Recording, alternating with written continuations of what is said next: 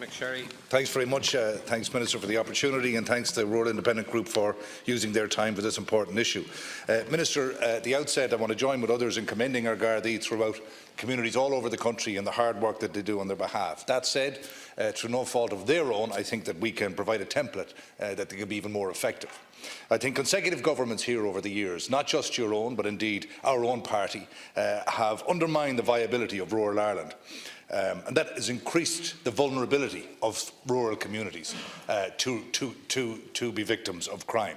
We've stripped out Garda stations, yourselves, 139 of them in 2012-2013 alone, many post offices ongoing at the moment. That in time has led to closures of other businesses and increased the vulnerability of villages that no longer support family businesses, and it's for city-based crime gangs to pry on those. And I think this is something that we need to reverse, and we need to look at closely when we look at the overheating nature of capacity here in Dublin City and our other cities. It's something that we could do better to think a little bit more strategically about.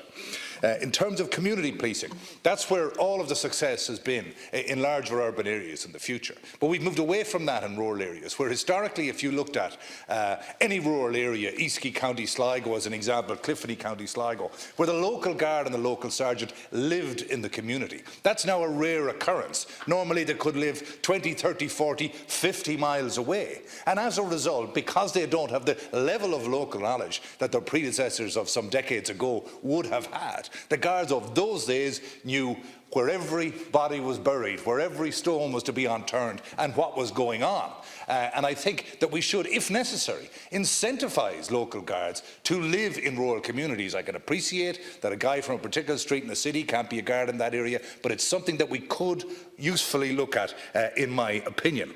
In terms of bail and reoffending, not just bail, we've heard the statistics of up to 13% last year of people committing crimes while on bail. But we also have a huge amount of reoffenders, whether it's in burglary, whether it's in aggravated assault, whether it's in drugs. And drugs is in every community in Ireland. Doesn't matter how rural they are, unfortunately.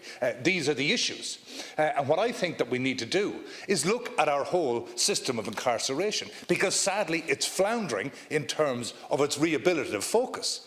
People are coming out, and sadly, in high percentages of cases, they're honing their skills while they are guests of the state, coming out to reoffend, maybe learning an extra trick or two from colleagues in the prison system. And I think we really need to look at rehabilitation so that we're weeding out the potential for reoccurrences.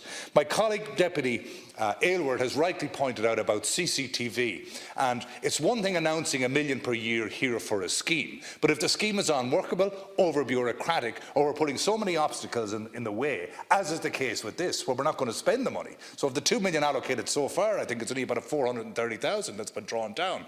Local authorities have to be the data controller.